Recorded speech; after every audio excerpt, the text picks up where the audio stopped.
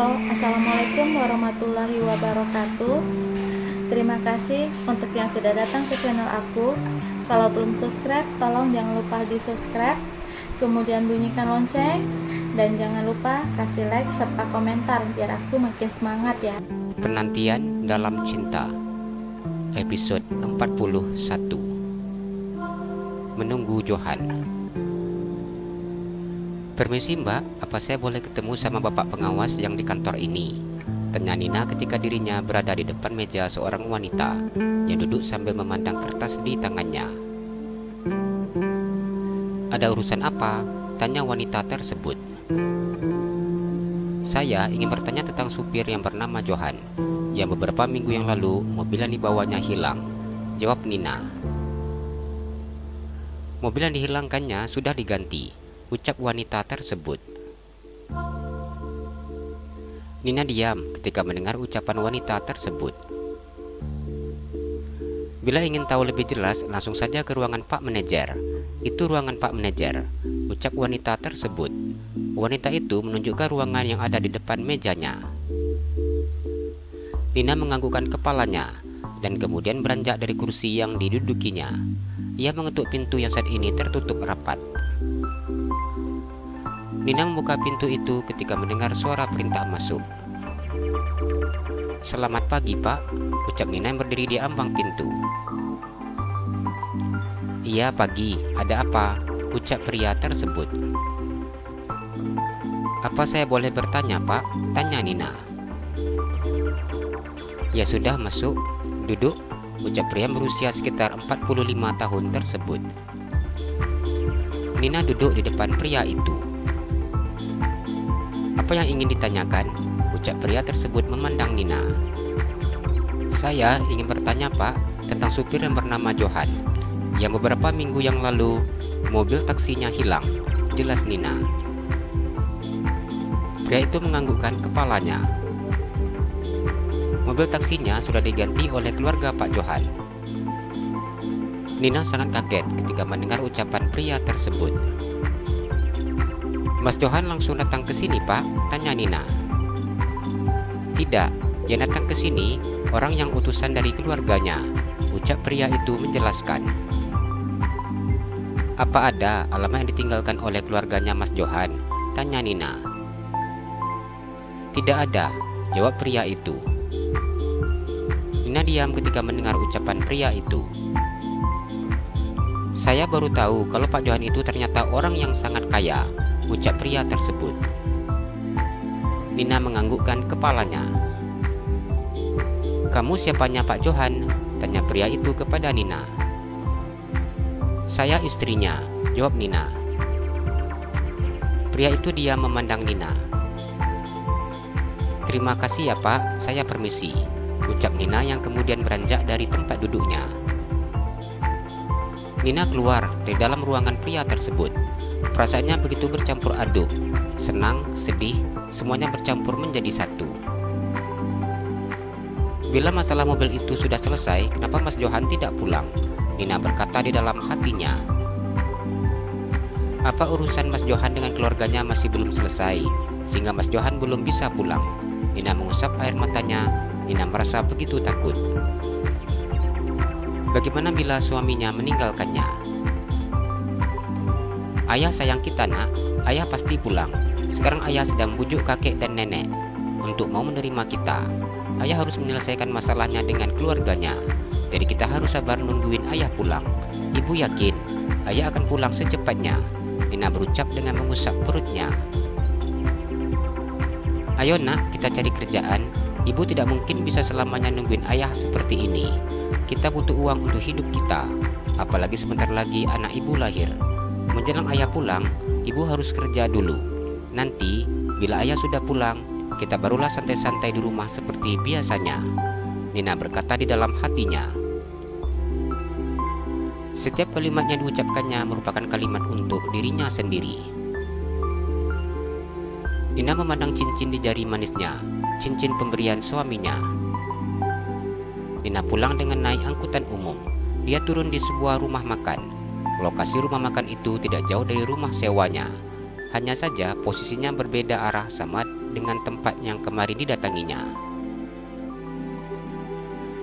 Coba tanya di sini, mana tahu orang yang punya rumah makannya mau mencari tenaga kerja. Tempat ini tidak jauh dari rumah, jadi bisa pulang pergi jalan kaki setiap hari, Nina berkata di dalam hatinya. Permisi Bu, ucap Nina ketika ia sudah berada di dalam rumah makan tersebut. Iya, ada apa? Tanya wanita yang sedang sibuk menyusun menu yang akan dijualnya di dalam steling kaca. Ibu, saya mencari pekerjaan. Apa ibu sedang butuhkan tenaga kerja? Tanya Nina. Wanita itu menghentikan pekerjaannya dan memandang Nina. Apalagi hamil? Tanyanya. Iya Bu, jawab Nina. Bekerja di sini sangat berat. Takutnya nanti tidak sanggup karena kondisi lagi hamil. Wanita itu tampak serba salah untuk menerima. Sanggup kok Bu, Nina kuat kerja. Nina sudah sangat terbiasa bekerja. Ia berusaha meyakinkan pemilik warung makan tersebut. Ya sudah, kalau pengen dicoba boleh. Soalnya ibu juga butuh orang untuk bantuin, ucapnya. Nina begitu sangat senang ketika mendapatkan pekerjaan. Kapan Nina boleh kerja Bu? Tanya Nina. Sekarang juga boleh langsung kerja, ucap wanita tersebut. Dengan cepat Nina menganggukkan kepalanya. Nina pulang ke rumahnya dengan membawa kantong plastik yang berisi nasi dan juga lauk yang akan menjadi menu makan malamnya. Alhamdulillah, ibu kerja di warung makan itu. Sepertinya ibu pemilik warung sangat baik. Bahkan kita dikasih nasi untuk makan malam nak. Alhamdulillah, malam ini kita makan enak. Nina sangat senang. Meskipun dirinya sangat lelah, namun hatinya terasa begitu sangat senang. Dari mana Nina? Sapa Wati. Sejak tadi, Wati tidak ada henti-hentinya menunggu Nina pulang. Ia sangat mengkhawatirkan Nina. Ia takut idenya yang meminta Nina datang ke kantor Johan justru membuat Nina semakin khawatir setelah mengetahui peristiwa yang sebenarnya. Nina dari tempat kerja Kak, jawab Nina. Apa sudah dapat kerjaan? Tanya Wati. Nina menganggukkan kepalanya. Alhamdulillah sudah dapat kerjaan. Nina kerja di rumah makan yang nama rumah makannya Setia Menanti. Nina menjelaskan panjang lebar. Alhamdulillah kalau begitu, ucap Wati. Iya Kak, Nina sangat senang bisa kerja di sana. Nina juga dibolehkan pulang bawa nasi untuk makan malam. Nina berkata dengan tersenyum. Wati hanya diam memandangnya. Hingga rasanya Wati menangis ketika mendengar apa yang disampaikan oleh Nina. Namun ia menahan air matanya. Wati tahu Nina begitu sangat senang. Bagaimana dengan Johan? Apa Nina sudah ke kantornya? Sudah Kak, kata orang kantor, mobil yang hilang sudah dikembalikan sama keluarga Mas Johan. Nina senang dengarnya. Mungkin sebentar lagi Mas Johan akan pulang.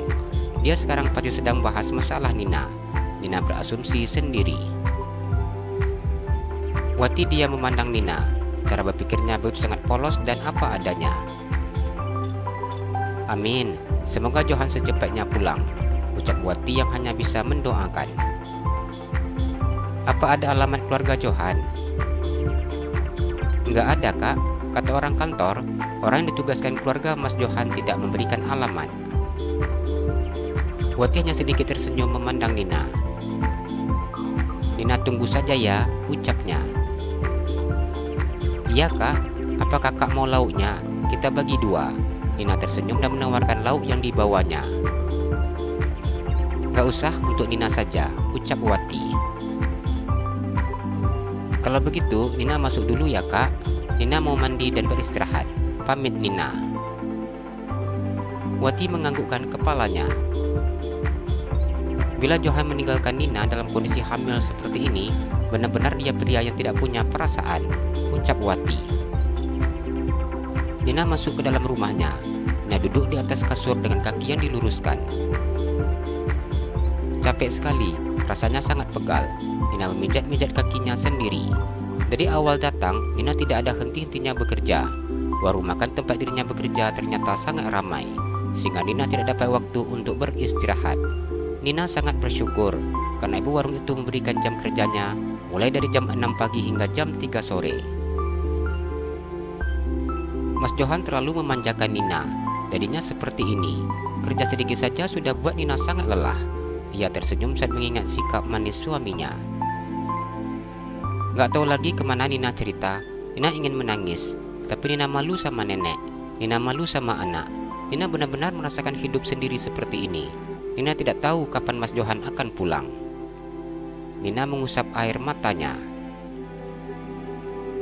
Nina mengusap perutnya saat merasakan gerak bayinya. Kita mandi nak, ibu bau sekali. Bau bawang, bau bumbu dapur. Setelah mandi, ibu sholat dan kemudian tidur. Sebelum maghrib bangun makan, sholat isya dan tidur lagi. Sekarang ibu sudah bekerja. Jadi kalau tidak bekerja seperti ini, ibu harus memanfaatkan waktunya untuk beristirahat. Nina beranjak dari atas kasur ketika lelahnya sudah berkurang. Nina mandi di kamar mandi umum yang disediakan oleh si pemilik rumah.